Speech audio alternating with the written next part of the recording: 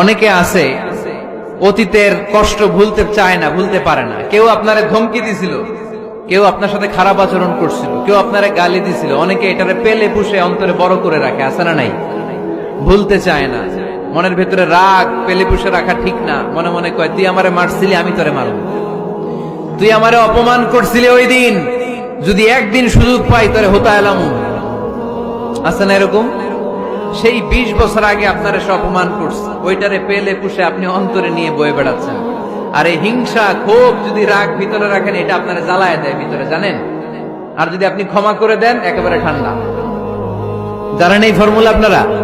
এজন্য রাগ, ক্ষোভ, হিংসা কখনো অন্তরে পুষে রাখতে নাই। মা যাদাল্লাহু আবদান বিআফবিন ইল্লা ইজ্জান। কোন বান্দা যদি তার অন্য কোন ভাইকে ক্ষমা করে দেয়, আল্লাহ তাআলা এই ক্ষমাকারীর সম্মান আর মর্যাদাকে বাড়িয়ে দেয়। আল্লাহ তাআলা নিজে ক্ষমাশীল, তিনি ক্ষমা করাকে পছন্দ করেন। তাই আমাদের বেশি বেশি ক্ষমা করা দরকার।